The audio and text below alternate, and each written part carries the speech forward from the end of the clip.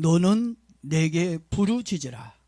내가 내게 응답하겠고 내가 알지 못하는 크고 비밀한 일을 내게 보이리라.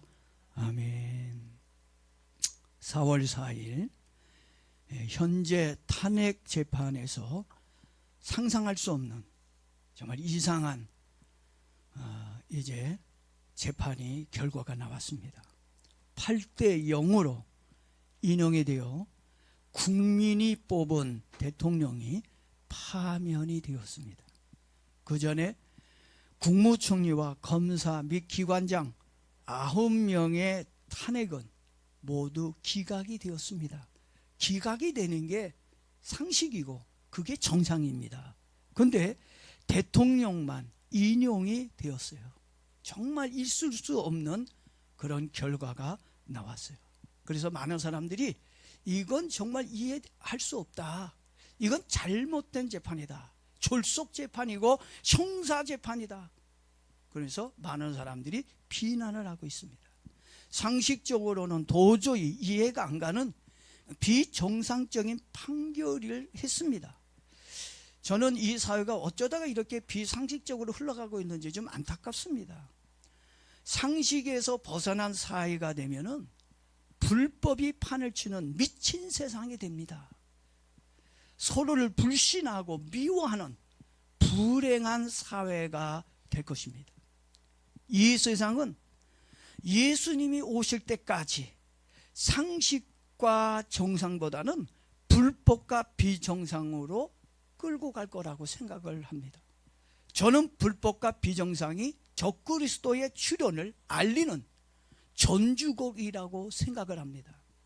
방구가 잦으면 대변이 마려운 것처럼 비상식과 불법이 상식이 되고 정상이 되어진다면 머지않아 적그리스도가 등장하게 될 것입니다. 제가 하는 말이 아닙니다.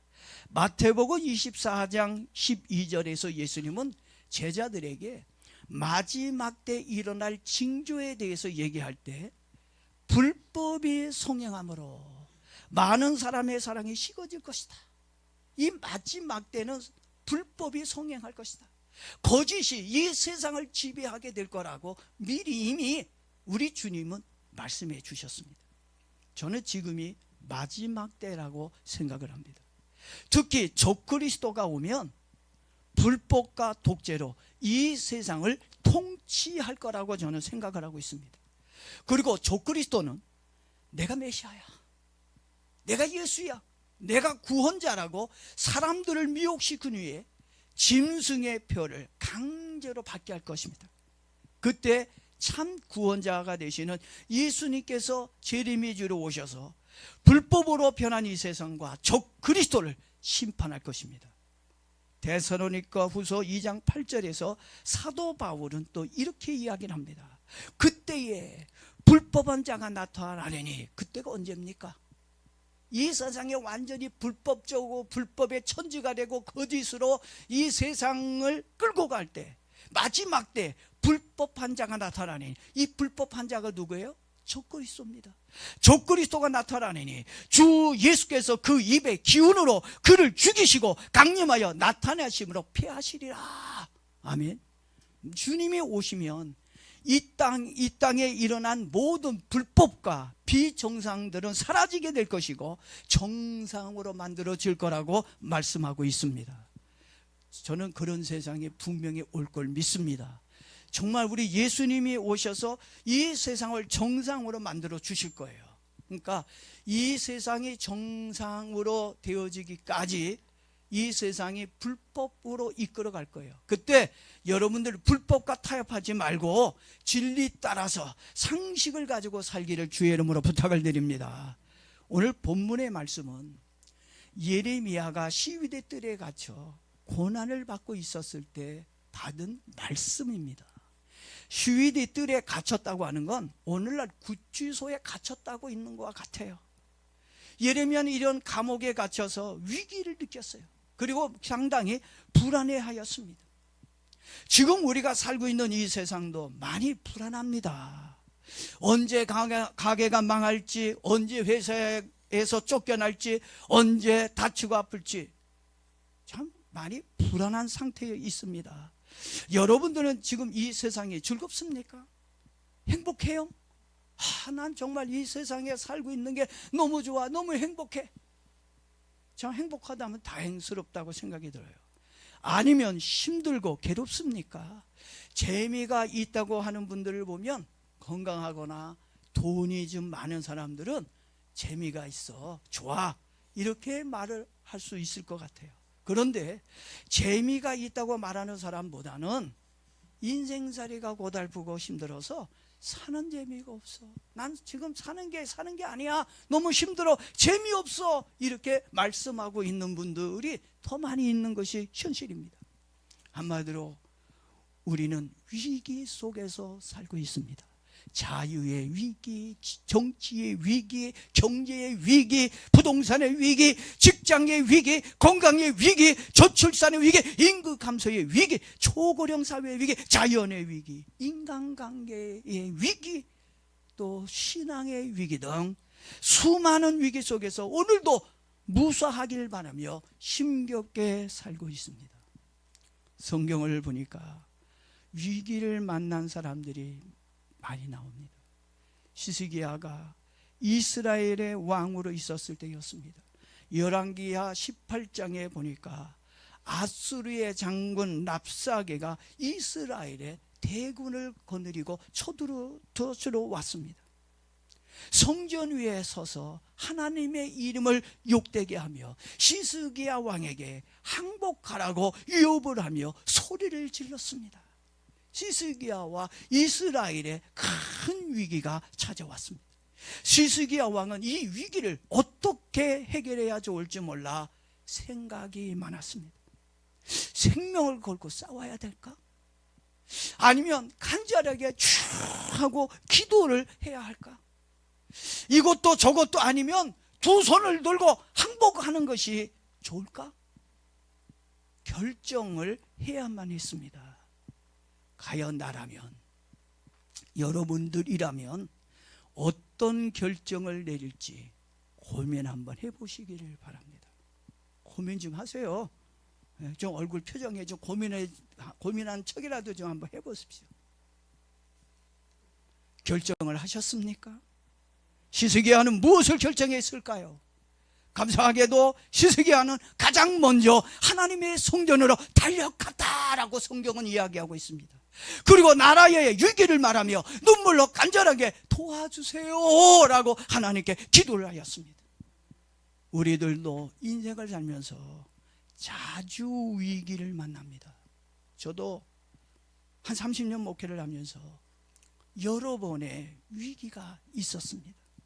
물론 지금도 위기에 있습니다. 위기를 느끼고 있습니다. 처음 목회할 때 뭐 교인도 없죠, 돈도 없죠, 아무것도 없죠. 교회에 월세가 밀려 결혼 반지, 폐물들 다 월세 때문에 팔았습니다. 그리고 세 자녀의 돌반지, 또 백일반지, 그거 다 팔아서 겨우 위기에서 벗어날 수가 있었습니다. 그러다가 한 10년 조금 넘었나요? 10년 좀 넘었는데 이제 나도 좀 뭔가 장로도 세우고 좀 뭔가 좀 큰 교회에서 좀 건축된 교회에서 좀 목회 좀 한번 해야지, 그런 생각을 가지고 기도도 했어요. 그리고 이제 건물을 살려고 이렇게 돌아다니고 있었습니다. 근데 큰 교회 목사님이 이번에 내가 은퇴를 하는데 목사님이 우리 교회에 오면 좋겠다. 은평구에 있는 교회인데 우리 교회로 오라. 그리고 목사님 교회를 빨리 내놓고 그리고 나서 자기 교회로 오라는 거예요. 그래서 목사님, 그러면 제가 교회를 다른 후임자에게 넘기고 그리고 후임자가 생기면 그때 제가 가겠습니다. 그랬더니 목사님 그냥 믿음으로 그냥 오면 되지 뭘. 그래서 알았습니다. 그리고 교회를 다른 후임자에게 넘겼습니다. 근데 그 목사님에게 이제 다른 교회 후임자가 왔습니다. 그랬더니 알았습니다. 그러더니 며칠 지난 뒤에 주일날 밤 한 10시쯤 됐나요? 전화가 왔어요. 그래서 받았어요. 그랬더니 목사님이 목사님, 미안한데 돈을 좀 더 주셨으면 좋겠다고. 이 목사님이 저에게 돈을 더 요구했어요. 그래서 이건 투명하지 않는 거 보니까 이거는 하나님이 기뻐하는 것 같지 않다.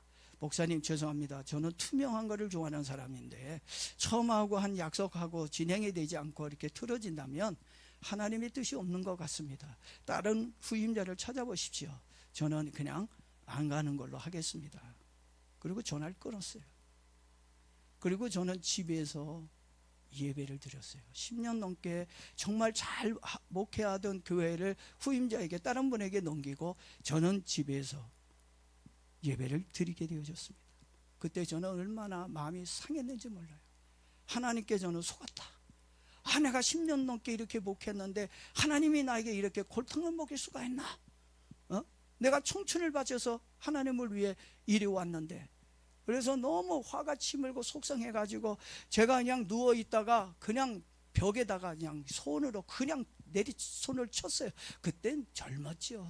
그땐 40대 초반인가 그랬으니까 제가 이제 20대 말에 목회를 하고 했으니까 아마 30대 말 40대 막 초반이었을 것 같아요. 그러니까 막 설교도 많고 하니까 막 벽을 손으로 치었어요. 막 그냥 소리를 지어서 하나님께, 하나님 이럴 수 있습니까? 제가 뭔 잘못이 있습니까? 내가 얼마나 주님을 위해서 이래 왔는데 억울합니다 라고 막 소리를 질렀어요.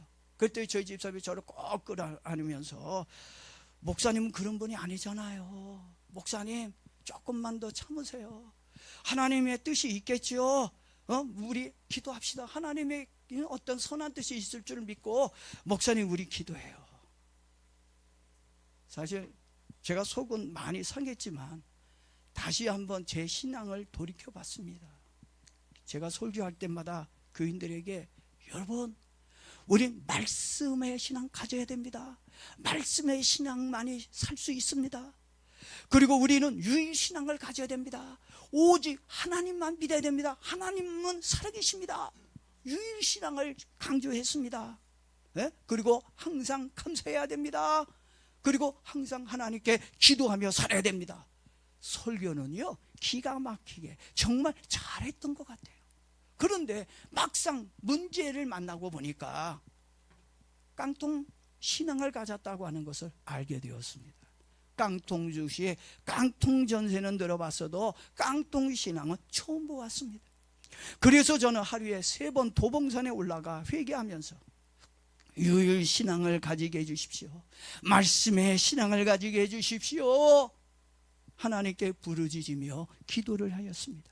그때 하나님이 이제 그리고 나서 한 2, 3년 뒤에 하나님이 단독주택을 사서 다시 목회를 시작할 수 있도록 축복해 주셨고, 또 그 교회에서 하나님이 교회를 건축할 수 있는 은혜를 주셨습니다. 교회 건축이 너무 쉽다 보니까 너무 좋았어요. 남들은 교회 건축할 때 그냥 우여곡절이 많은데 저는 아주 편안하게 교회를 잘 은혜 중에 건축을 했습니다. 근데 건축은 잘했는데 건축이 끝나고 나서 건축업자가 거짓말로 돈이 더 많이 들어갔다고 돈을 요구했어요. 그래서 저희가 집사님을 통해서 합의를 좀 하자. 당신이 원하는 대로 우리 다 줄 수 없다. 당신하고 나하고 처음 했던 약속은 그게 아니지 않느냐. 이 가격이면 충분히 하겠다고 그래놓고 왜 지금은 터무니없는 가격을 요구하느냐. 당신도 수고했으니까 합의하자, 절충하자. 그랬더니 싫다고 그러고 고소를 했어요. 고소를 하는 바람에 한 6년 가까이 법정 싸움이 시작이 됐어요. 그래서 하나님의 은혜로 1심, 2심 다 이겼습니다. 만약에 법적 싸움에서 졌다면 그 돈을 주기 위해 이 건물, 우리 교회를 팔았을 것입니다. 이길 수 있었다는 거. 어떤 분이 그러더라고요. 목사님 그거 이긴 건 기적입니다. 정말 하나님의 은혜입니다. 저희는 졌습니다. 어느 목사님 자기는 졌다고 얘기를 했어요. 정말 하나님의 은혜라고 저는 생각해요. 그때 저 기도 많이 했습니다. 지금도 순간순간 위기가 오는 걸 느낍니다. 지금 나에게 위기가 왔다면 우리들이 가장 먼저 해야 할 일이 있습니다. 그것이 무엇일까요? 예레미야 선지자는 그냥의 기도가 아닌 부르짖는 기도, 생명을 건 전투적인 기도를 하라고 우리에게 말해주고 있습니다. 저도 위기가 왔을 때 정말 열심히 부르짖으며 기도를 했습니다. 그래서 그때마다 위기를 벗어날 수가 있었던 것 같아요. 여러분, 위기가 왔을 때 기도가 방법이고 기도가 해법이라는 것을 위기를 통해 알게 되었습니다. 지금 우리들은 나라와 신앙을 위해 생명을 건 전투적인 기도가 필요할 때라고 생각을 합니다. 그리고 요엘 선지자도 요엘서 2장 17절 18절에서 이렇게 이야기합니다. 여호와를 섬기는 제사장들은 낭실과 제단 사이에서 울며 이르기를 여호와여 주의 백성을 불쌍히 여기소서. 주의 기업을 욕되게 하여 나라들로 그들을 관할하지 못하게 하옵소서. 어찌하여 이방인으로 그들의 하나님이 어디 있느냐 말하게 하겠나이까 할지어다. 그때 여호와께서 자기의 땅을 지극히 사랑하시어 그의 백성을 불쌍히 여길 것이라고 말하였습니다. 위기가 왔을 때 성도가 가장 먼저 해야 할 일은 예레미야 선지자와 히스기야 왕처럼 위기를 만난 다윗과 다니엘이 하나님께 달려가 기도한 것처럼 우리들도 하나님께 나아가 나라와 민족을 불쌍히 여겨 주소서, 교회를 불쌍히 여겨 주옵소서, 나를 불쌍히 여겨 도와달라고 기도해야 할 것입니다. 그런데 요즘 교인들은 문제가 생기고 위기가 와도 끄떡이 없습니다. 소 닭 보듯이 강남에 불구경하듯이 기도의 의식이 없는 것을 봅니다. 뭐 기도는 해야지, 기도해야지 이런 마음은 있겠죠. 그런 것까지 없지는 않겠지요. 그런데 기도해야지 이런 의식도 없는 사람들이 많이 있어요. 요즘 교인들의 믿음이 타 종교인들의 믿음보다 못하다고 하는 것이 많이 느껴집니다. 불교 신자들도요, 천주교 신자들도요, 위기가 오면 자기가 믿는 신을 찾고 기도를 합니다. 그런데 지금의 교인들은 기도를 안 합니다. 위기가 오면 너는 내게 부르짖으라는 말씀을 붙잡고 교회에 나와 하나님께 부르짖어 기도해야 하는데 배째 그냥 기도 안 합니다. 나의 도움이 어디서 올까? 천지를 지으신 여호와께로라는 믿음으로 기도해야 합니다. 위기를 기회로 만들어 달라고 해야 하는데 하나님을 찾고 기도하기보다는 오히려 자기의 신세를 한탄하고 있거나 하나님을 원망하고 있고 낙심하고 있는 것을 봅니다. 그리고 사람에게 찾아가요. 나에게 도울 힘이 없는 인간에게 찾아가서 애원합니다. 도와달라고 그러고 살려달라고 그러고 사정을 해요. 예? 얼마나 주님이 답답해 하실지 모르겠어요. 사람에게 찾아가서 손이 발이 되도록 빌어봐야 의미 없습니다. 여러분이 위기를 만나면 그냥 무조건 주님께 달려오기를 바랍니다. 교회 와서 엎드리는 것밖에 없어요. 네? 세상적인 방법으로 위기를 벗어나려고 인간의 안간힘을 쓰지 말아야 됩니다. 그런데 요엘 선지자와 예레미야 선지자는 우리들에게 인간의 방법이 아니라 하나님께 눈물로 부르짖는 기도가 있어야 한다고 말해주고 있습니다. 그러면서 두 선지자의 말에 공통된 점이 있어요. 네? 어떤 공통점이 있는지 알아요? 예레미야는 기도하면 하나님의 응답이 있다 그랬고, 요엘 선지자는 기도하면 사랑의 하나님께서 불쌍히 여겨 도와주신다라고 말하고 있습니다. 나에게 위기가 왔을 때 하나님을 찾고 기도하는 일이 먼저라고 생각합니다. 우리가 기도하면 하나님은 나를 불쌍히 여겨 주신다고 말씀하고 있어요. 불쌍히 여긴다고 하는 말이 무슨 말입니까? 치근하게 여긴다는 얘기예요. 정말 치근하게 생각이 들어서 도와주겠다는 말씀입니다. 위기를 기회로 만들어 주시겠다는 말씀입니다. 내게 응답해 주시고 크고 비밀스러운 일들을 보여주시겠다는 것입니다. 나의 인생에 위기가 왔을 때 우리는 이것만 기억하면 돼요. 뭐 다른 거 기억할 거 없어요. 이거 하나만 딱 여러분들이 오늘 말씀에서도 이거 하나만 기억하고 가면 좋을 것 같습니다. 나의 인생에 위기가 온 것이 아니라 나의 기도에 위기가 왔다는 것을 알아야 돼요. 뭔 말인지 지금 이해가 안 가요? 내 삶에 위기가 온 건 그냥 그게 위기가 아니라 기도하지 않는 게 위기라는 얘기입니다. 기도할 때 모든 위기에서 벗어나는 축복이 있다는 얘기입니다. 위기 속에서 여러분의 기도가 빛을 발하기를 축복합니다. 하나님께 부르짖으면 하나님의 도우심이 있습니다. 기도하는 자에게 하나님을 사랑해 주시고 불쌍히 여겨 위기에서 벗어나게 해 주실 것입니다. 오늘도 기도하는 저와 여러분에게 하나님의 응답이 임하길 주의 이름으로 축복합니다. 기도로 승리합시다. 기도로 위기를 극복하는 저와 여러분 되어지기를 바랍니다. 이 시간에 다시 한번 우리 한번 같이 기도하도록 하겠습니다.